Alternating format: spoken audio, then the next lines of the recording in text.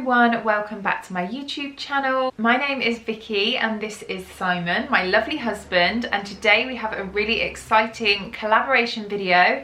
This is my first collaboration video and it is with my gorgeous friend Lucy Jessica Carter. I'm sure you all follow her already, but her channel is everything motherhood, lifestyle, a huge fashion advocate. I am so inspired by her fashion daily. We became friends many years ago, got a bit closer when we had our first sons, who are both 6 now. Yeah, Lucy is just absolutely lovely. She's a lovely friend. She's an amazing mother. She's just become a twin mum to 2 girls, and she also has 2 boys, and she always looks fabulous. She's got the most amazing beauty tips, fashion advice, and also just day-to-day general being a mum, a wife.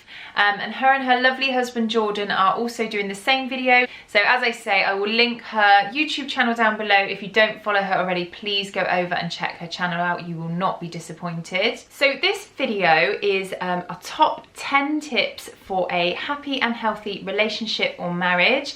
So Lucy is doing a series over on her channel, and every week she will be doing a new subject. So she wanted to include us in this subject, which we feel really honoured at. Because she said that she thinks we've got a really good marriage, as they have as well, and not just marriage, relationship. So we thought we would point out our top 10 tips. So neither myself nor Lucy discussed what our tips were, so if they're similar then that is a complete fluke. So if you are new to my channel, as I've already introduced ourselves, Vicky and Simon, so because this is a relationship video, I'm just going to tell you a little bit about ourselves. So we have been together nearly 9 years. We met in August, what year is it, 2020 now? August 2011. We got married kind of 18 months later. And we've been married for 7 years. We just had our 7th wedding anniversary, April the 13th. We have 3 children between us. Simon has a 9-year-old daughter, so she is my stepdaughter and her name is Isla. We also have a 6-year-old boy called Oscar and a 7-month-old boy called Spencer. So that is a little bit about us and our family. Let's just get straight into the video. We're just gonna go ahead and tell you our top 10 tips, and Simon actually put loads of input into this. So we sat and spoke about it last night, didn't we? Yeah. And I reckon Simon came up with about 6 or 7 of the points and I came up with the rest, but they're not in any order. So it's not that I think the first one's more important than the last, but I'm just going to get straight into it. So the first one is respect. Am I allowed to say respect per, as Ali G says? As you can see, Simon's a massive joker, and that comes onto one of our other points. But just to elaborate on respect, I think we should probably elaborate on each point a little bit. Yeah.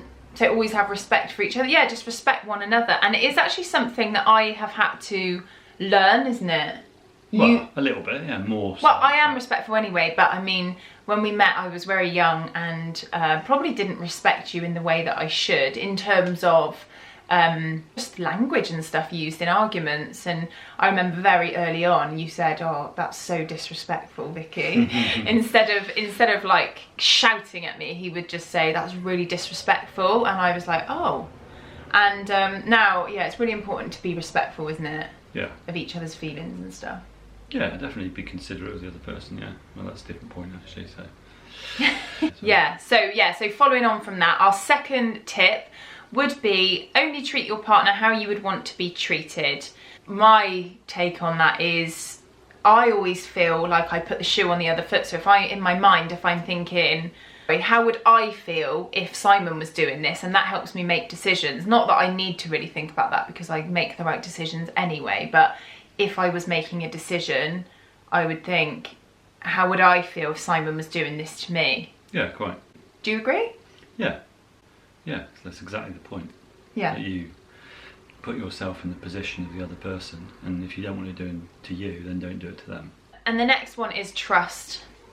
Really important. Yeah, it takes time to form that though, doesn't it? So you should start out with a trusting nature, not too trusting because that takes time, but yeah, if you haven't got trust in the relationship, so trust's been broken, then it's very difficult to rebuild that. So if you've got trust at the beginning, which you have to have, then and you value that and allow that to continue and don't break that trust, then that's essential personally for a long relationship and a marriage. Yeah, agreed.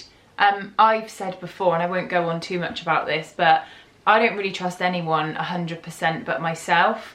And that's just a defense mechanism in me, because you can only trust yourself because you are in your own thoughts. I don't think you can put your trust fully into someone else. However, I would say I trust Simon 99.999%. So I know most of the things that I know when he says he's going to do something, he's going to do it. I believe him, I trust him.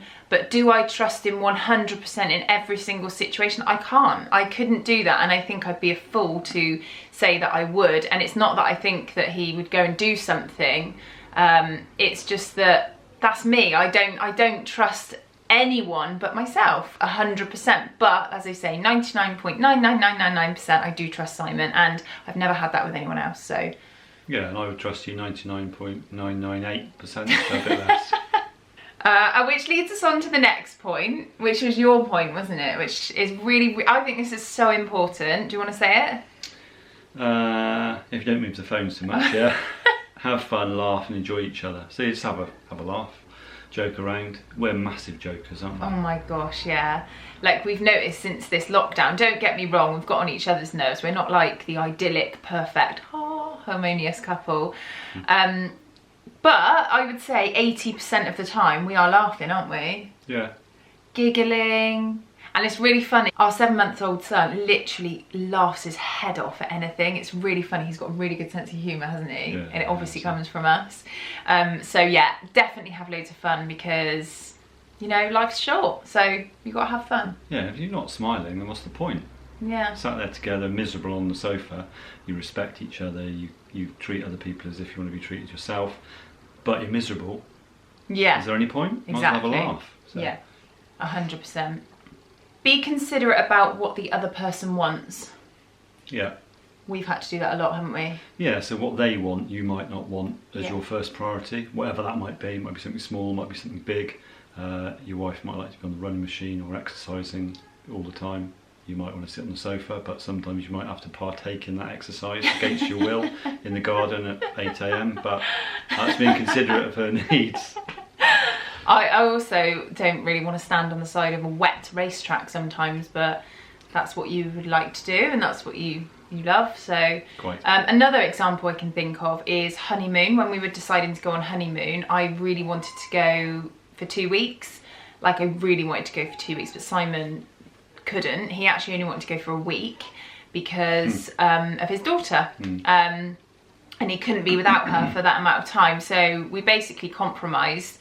I forego my 2 weeks, he forewent his week, and we met in the middle and went for 10 days. But that was just a prime example. Yeah, and that's not, that wasn't decided in 5 seconds. That was a big, long, laborious process of discussion and communication and all those sorts of things. But that was early on in our relationship, wasn't it? We got married very quickly, so. I think you can't be in a relationship where one of you is saying it's my way or the highway. I just think that after an amount of time that will burn out, because you can't be like that, because no two people are exactly the same. So of course you're going to want different things in life, and you have to be considerate. You don't always get your own way, because it won't make you a very nice person, I don't think. Yeah, having said that, some relationships do work like that. Yeah. Some people are, the man or the woman is alpha, and they decide what happens, and the other person is happy with that, which is perfectly okay.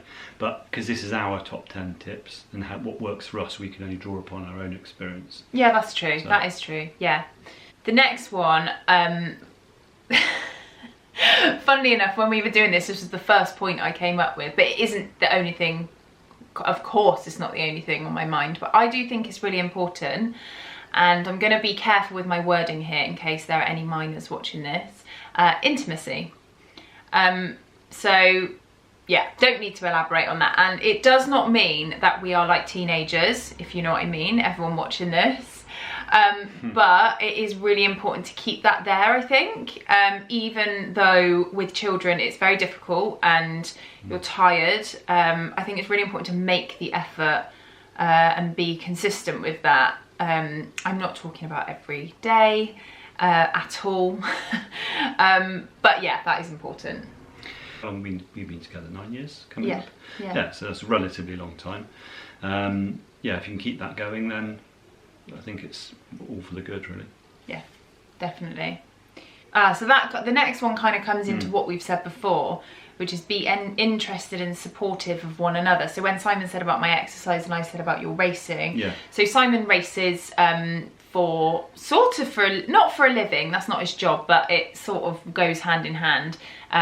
It's his hobby, but it is also sort of his business as well. Promotes the business, so but that is when it's race season, that takes up a lot of our weekends. And I wouldn't choose to do that, of course I wouldn't, but I support you because it's what you love and what you want to do. And the same as my fitness, which is my thing. Yeah, and also on a more sort of day-to-day level, when it's not you're being considerate of the other person because you're not choosing what you want to do in priority over what they want to do. So you're interested in something, the things that are important to you aren't important necessarily to your partner and vice versa. So agreed. And that's just different interests. That's why you get on in the first place. Yeah, true. Oh, this is a massive, huge one of mine, and something I live by is honesty. Always be honest with each other. Always. I think a lie just becomes a bigger lie, becomes a bigger lie, and before you know it, you're completely stuck. Now, I'm a little bit too honest at times, aren't I think? There are some things that obviously don't need to be said sometimes, like if you see someone on TV and think, oh, I fancy them, you're not going to say it in front of your partner just for the sake of it.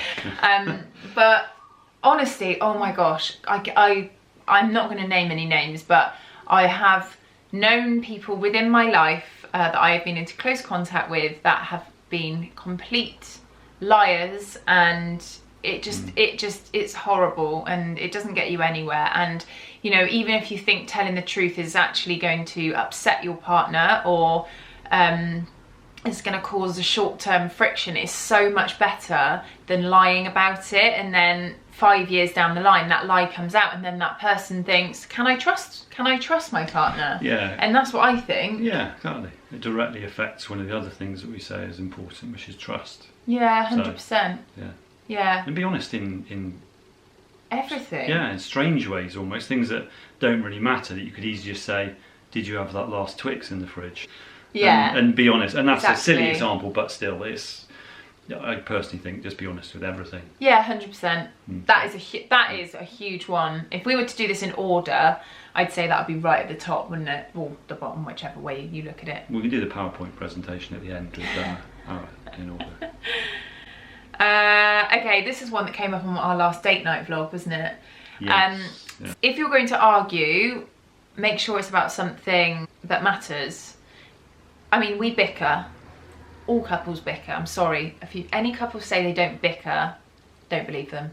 We do bicker over silly little things that last 5 seconds, 10 seconds, 30 seconds, whatever. But arguing, and I'm talking proper argument about something serious, like that matters. That doesn't mean to say we've always done that. No, you have to remind yourself of that during those situations when you've got an argument brewing, that you think, is this really worth it? I really don't want to say sorry for that tiny little thing that I did that didn't really matter either. But sometimes it's better to just say, oh, I'm sorry about that, rather than let it brew and continue into a big argument, which then goes on for potentially hours, days, not weeks, but longer than it should. So. Oh right, okay. So you're learning, are you? So we've been together nearly 9 years, and we did used to argue like cat and dog at the beginning. So if you've been together a short amount of time, that is totally normal. You're getting to know each other. But I just mean long-term marriage, relationships. Just try and only argue about things that really matter. And our final point is communication. Talking about things that are getting to you, which you're still learning, aren't you? Like, men do bottle things up, don't they? They don't really talk about things. But if something's annoying you or bothering you, communicate that rather than holding it inside and then going nuts about it a month down the line. So you did this a month ago, you did that. I just don't think that, and that's kind of like holding grudges as well. But communication, it is to just always communicate. If something's concerning you, communicate it. Do you agree? You don't agree? Why? I'm not communicating. Oh, God's sake. You've got to communicate good and bad. So if you've got something good to say for something somebody's done, they made you a cup of tea in the morning, or your tea was nice, as in food, supper, whatever people call it, say that. It's a nice communication. And if you're feeling, you know, a bit annoyed about something they've done, or something you know they're going to do which you're not that happy with, and you, as you say, you bottle it up, keep it to yourself, that's not good. So Yeah. positive and negative communication is important, but less of the negative, obviously. Yeah. So I guess communication, praise, Yeah. and that is all good. So, You don't want to be sat there going, right, I'm annoyed about this, I'm annoyed about that. Yeah. Try and keep it Good even. balance. Yeah, yeah. But Yeah, otherwise, that's good advice, actually. Otherwise, Yeah. you don't know what the other person's thinking. I know Yeah. a lot of wives out there think that the blokes do know what they're thinking, but we genuinely don't. We don't know what you're thinking. Somehow the crystal ball was a bit murky that day, and I was supposed to second guess 5 different things that were going to happen in sequence, which is just impossible. So that brings us to the end of our top 10 tips for relationships and marriage. We hope you enjoyed this video, and thank you so much for the tag, Lucy. If you did enjoy this video and you want to see more from myself and my husband, then please don't forget to subscribe before you leave, hit the like button, maybe turn the notification bell on so you're notified when I do pop up a new video, and we will see you very soon. Take care.